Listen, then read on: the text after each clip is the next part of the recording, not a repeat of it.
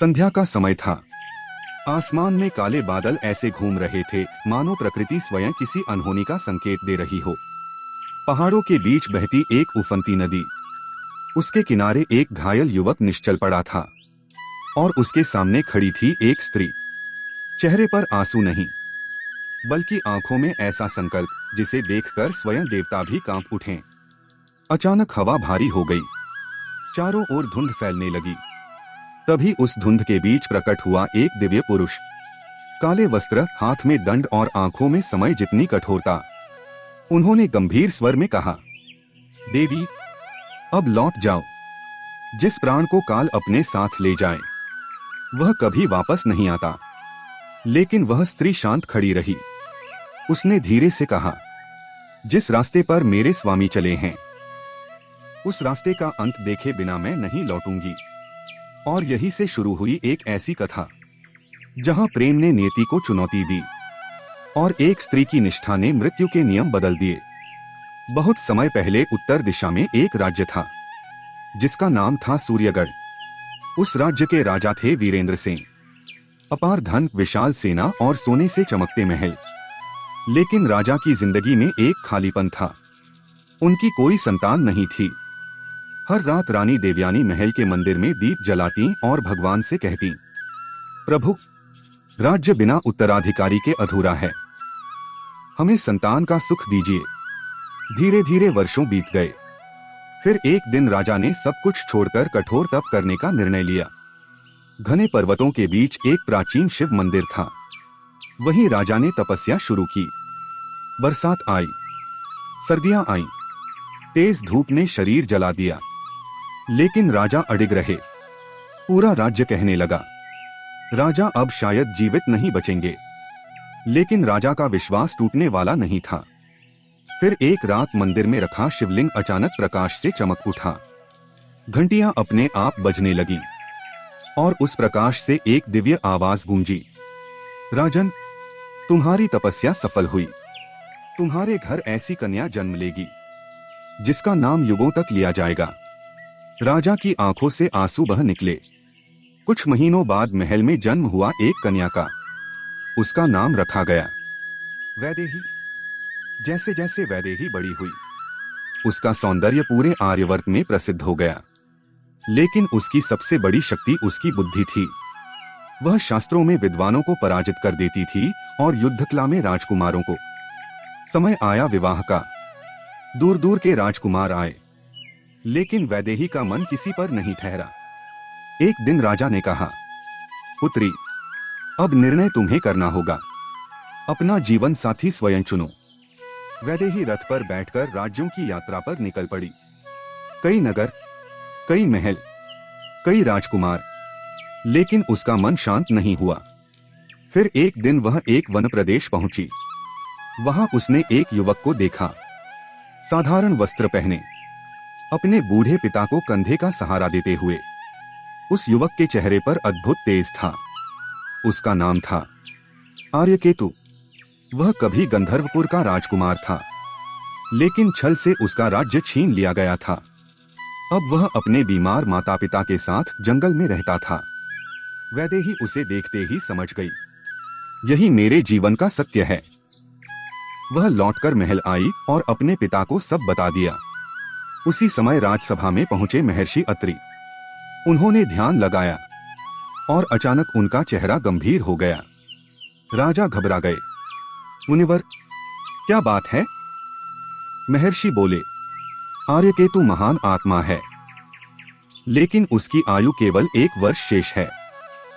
महल में सन्नाटा छा गया। रानी रोने लगी। राजा ने वैदेही का हाथ पकड़कर कहा, पुत्री, यह विवाह मत करो। मैं तुम्हें दुनिया का सबसे शक्तिशाली राजकुमार दूंगा। लेकिन वैदेही मुस्कुराई। पिताश्री, मन एक बार जिसे अपना ले, उसके बाद दूसरा कोई स्थान नहीं ले सकता।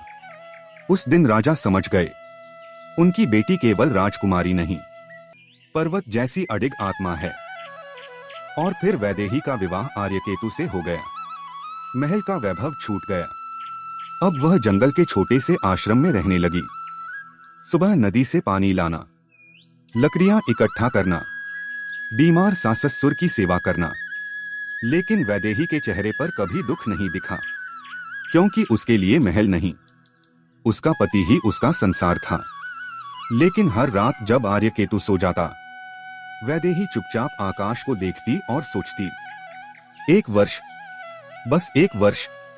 धीरे धीरे समय बीतता गया और वह दिन भी करीब आ गया जिसकी भविष्यवाणी हुई थी। उस तिथि से 3 दिन पहले वैदेही ने अन्न और जल त्याग दिया। वह लगातार पूजा और तप में बैठी रही। आर्यकेतु ने कहा, तुम खुद को इतना कष्ट क्यों दे रही हो? वैदेही हल्की मुस्कान के साथ बोली, कुछ युद्ध तलवार से नहीं, विश्वास से जीते जाते हैं। फिर वह सुबह आई जिस दिन काल ने आर्यकेतु का नाम लिख रखा था। आर्यकेतु जंगल में लकड़ियां काटने जा रहे थे। वैदेही बोली, आज मैं भी आपके साथ चलूंगी। दोनों जंगल की ओर निकल पड़े। चारों ओर अजीब सन्नाटा था। अचानक लकड़ी काटते समय आर्यकेतु लड़खड़ाए। उन्होंने सिर पकड़ लिया। वैदेही, मेरे सिर में भयंकर पीड़ा हो रही है। वह नीचे उतरे और वैदेही की गोद में सिर रखकर लेट गए। धीरे धीरे उनकी सांसें कमजोर होने लगीं। वैदेही का दिल कांप उठा और तभी पूरा जंगल अंधेरे में डूब गया। हवा तूफान बन गई और सामने प्रकट हुए कालदेव। उन्होंने अपने पाश से आर्यकेतु की आत्मा को बांधा और आगे बढ़ने लगे। लेकिन कुछ दूर जाकर उन्होंने महसूस किया, कोई उनके पीछे चल रहा है। उन्होंने मुड़कर देखा। वैदेही। कालदेव बोले, देवी, यह मार्ग जीवितों के लिए नहीं है। वैदेही शांत स्वर में बोली, पति का साथ अंत तक निभाना ही पत्नी का धर्म है। कालदेव उसकी निष्ठा से प्रभावित हुए। उन्होंने कहा, मैं प्रसन्न हूं, एक वरदान मांगो। वैदेही बोली, मेरे सास-ससुर का स्वास्थ्य लौट आए। तथास्तु। कालदेव आगे बढ़ गए, लेकिन वैदेही फिर भी पीछे चलती रही। कालदेव बोले, तुम अभी तक क्यों चल रही हो? वैदेही ने उत्तर दिया, जहां प्रेम सच्चा हो, वहां दूरी का कोई अर्थ नहीं।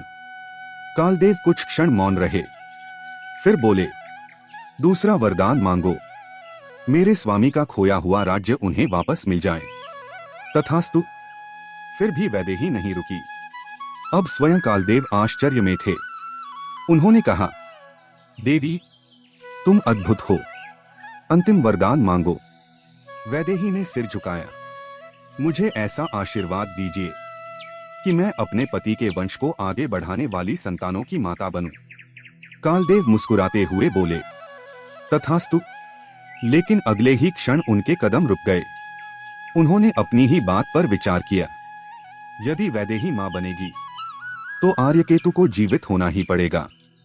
कुछ क्षण बाद पहली बार कालदेव के चेहरे पर मुस्कान आई। देवी, आज तुम्हारी निष्ठा ने स्वयं काल को पराजित कर दिया। मैं तुम्हारे पति के प्राण लौटाता हूँ। वैदेही की आंखों से आंसू बह निकले। वह दौड़ती हुई उसी नदी किनारे पहुंची जहां आर्यकेतु का शरीर पड़ा था। अचानक आर्यकेतु ने आंखें खोल दी। उन्होंने आश्चर्य से पूछा, वैदेही, क्या मैं सो गया था? वैदेही रोते हुए मुस्कुरा पड़ी। उसी समय दूर आश्रम में उनके माता पिता का स्वास्थ्य ठीक हो गया और कुछ ही दिनों बाद गंधर्वपुर की प्रजा ने विद्रोह करके उनका खोया राज्य भी वापस दिला दिया। समय बीतता गया। आर्यकेतु और वैदेही ने वर्षों तक न्याय और प्रेम से राज्य किया, लेकिन लोगों ने उस दिन को कभी नहीं भुलाया जब एक स्त्री ने युद्ध नहीं किया, हथियार नहीं उठाया, फिर भी मृत्यु को झुका दिया। तभी से कहा जाने लगा, सच्चा प्रेम केवल साथ जीना नहीं सिखाता, जरूरत पड़े तो वह मृत्यु से भी जीवन छीन लाता है।